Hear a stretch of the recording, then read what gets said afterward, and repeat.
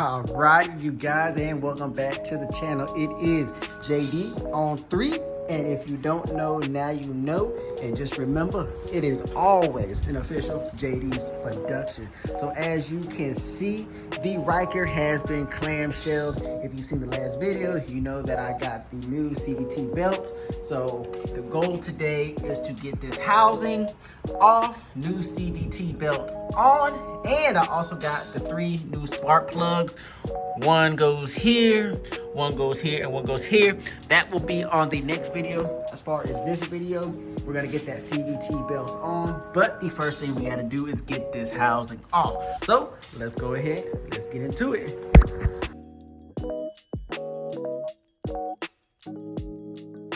So I'm literally gonna take this a step at a time. I'm not a mechanic, so just want to keep in mind that I'm not a mechanic and I don't do any mechanic work. The most mechanic work I've done is change oil in a car. And as I'm owning this Ryker, I'm learning how to do things on my own, because taking all of this to the shop to get this done is just extremely expensive, and it's fairly simple to work on. You just have to have a little bit of patience and a little bit of time to do it. But I believe that anybody that owns a Ryker can do this type of job. It's not very hard. I mean, it's really push buttons and a couple of bolts. So yeah, you can definitely do it. So anyways, I'm not gonna just set up a camera and talk. Basically, I'm gonna show you the step that I'm gonna take. I'm gonna do it, and then I'm gonna show you kind of like that result.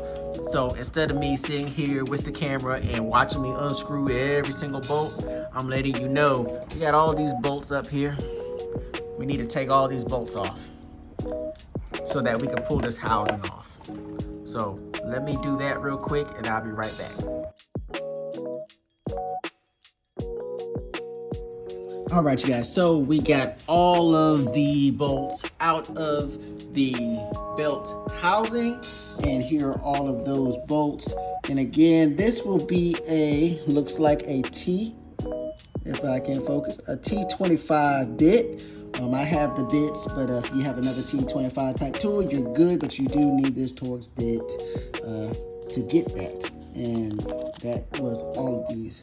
All of them were a T25. Very easy to get out. You can do it by hand. I did pull out the drill for a second to get all the easy ones, but some of the spaces are kind of hard, especially when you get to the bottom down there. And yeah, so we got all of those out, and it looks like this housing comes off fairly easy, very simple, and yeah, we're exposing the belt. So let's go ahead, get this off. If I'm not mistaken, I may need to lift up the clamshell just a little bit more. That way this slides off a little bit easier. I may need to take this off, but I'm not 100% sure yet. So let me work with it and get that off. So I will end up just taking this little piece off really quick. I'm using a 10mm ratchet. Go ahead, ratchet that off, take that little piece off, and then I shouldn't have any more problems. So let me go ahead and do that. The cover is now off. Belt is now exposed.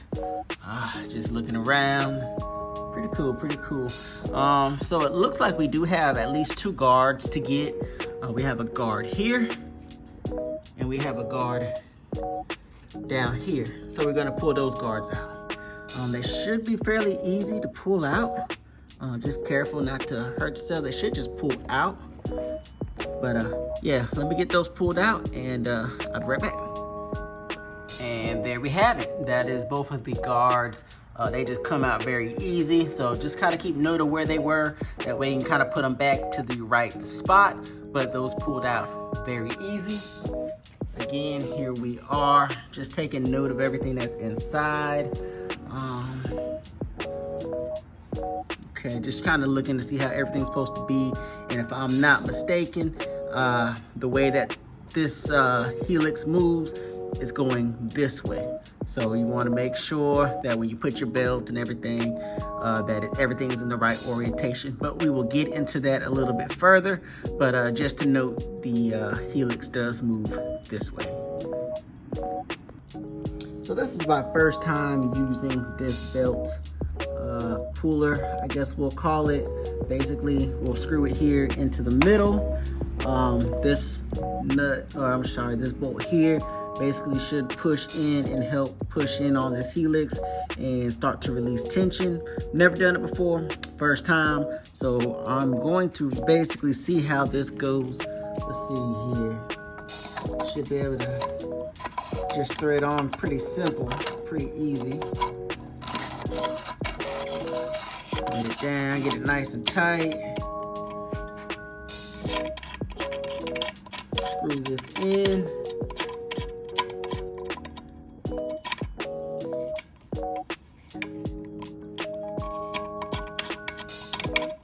We should be making some magic here in just a little bit. Give me 1 second and let's see how this thing starts to work.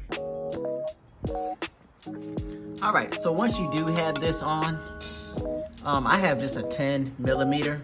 You could probably use a ratchet as well, but I got a 10 millimeter. And you just start tightening down on this here. You can hear that pushing in on that helix, and it should be loosening your belt so that you can get it off. And I can see the belt actually starting to loosen a little bit. So let me work with this for a few minutes and I'll be right back. So I don't know if you guys can really tell, but you can see that bolt is pushed all the way in. I got it all the way tightened down to get as much of this belt loosened as possible. I think this is gonna be the tricky part, is actually getting this belt. So if you can recall, this belt was sitting up, and now as you see, as it loosened, it has dropped down. So the hard part is going to be getting this belt from around this helix and from up under here as well. But once we do that, then we'll be able to secure the new belt. I'm interested to see what this belt looks like once I take it off. And just do like a slight comparison between a brand new belt versus one that has 14,000 miles. That's the big question. What will I notice from a belt that's never been changed, 14,000 miles, and a brand new belt? That's gonna be the question. So let's go ahead, I'm gonna dig into it, and see you guys in just a second.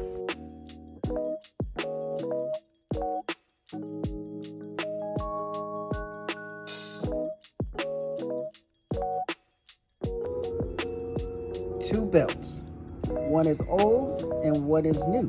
So which one is the new and which one is the old? Can you tell from just looking at them?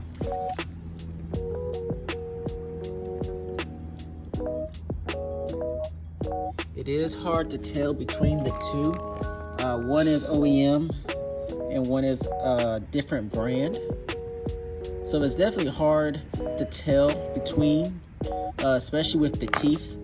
The teeth are all in good shape, but what I will say is this one here is the OEM.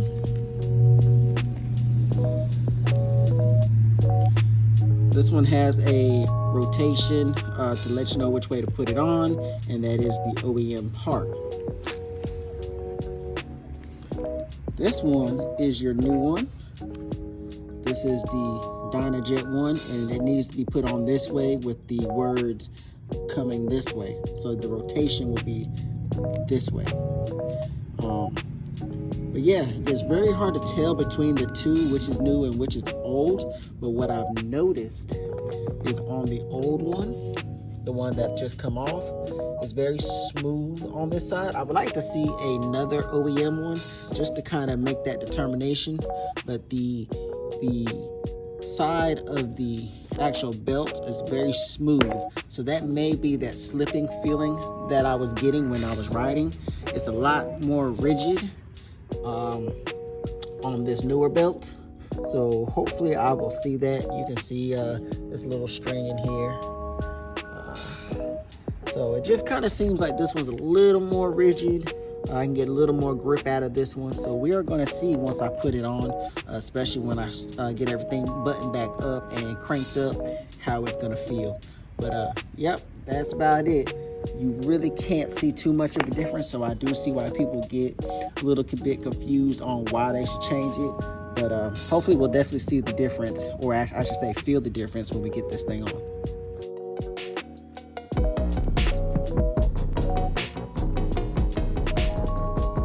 So that was actually fairly easy to get on. It came on very simple for me. I started at the bottom first. So I got it around the bottom first. And as I brought it around, you want to get this side in first because you have this little lip that will kind of hinder you. You get that side in and then you just kind of work it back around. So just like how you pulled it and whipped it around this way, when you're putting it back on, do it in reverse. Get the bottom in and then get it worked around this way. So fairly simple, not too hard to get on. Now it's time to basically do everything in reverse. You're gonna back out your belt loosening tool. You're gonna back it out and get this thing tightened back up. So I'm gonna do that now.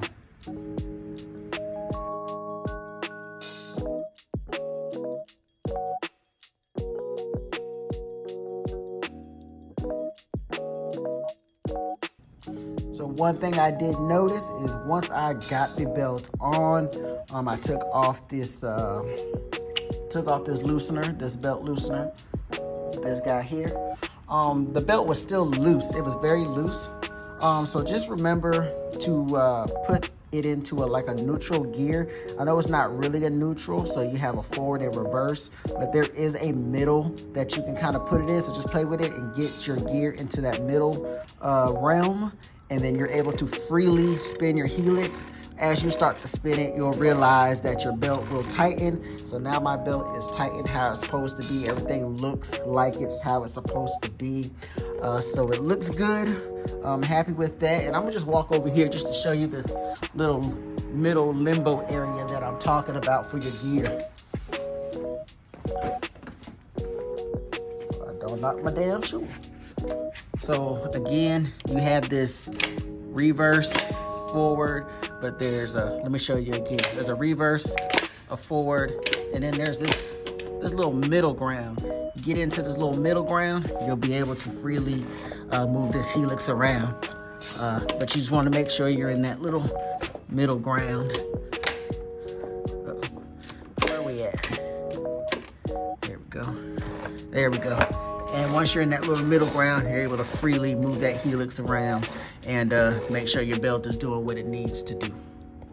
So pretty much as far as this goes, you guys, I'm about done. Basically, once you've done your clamshell and lifted the bike, once you've taken off of the protector housing here, your CVT housing, you go ahead, change your belt like we just did. Once you're done changing your belt, you put everything back on, bolt everything up, but I still have one more job to do. I'm gonna get into the spark plugs here next. So that's gonna do it for this video. Join me for the next video, and I'm gonna change out the spark plugs, and then we'll get everything buttoned back up, and I'm gonna take it for a ride and see just how she rides. So for now, you guys, I appreciate y'all watching. If there's something that I missed, please let me know. Again, I'm no mechanic. Please like, share, and subscribe. This is JD on 3, and as always, this is an official JD's production. If you don't know, now you know.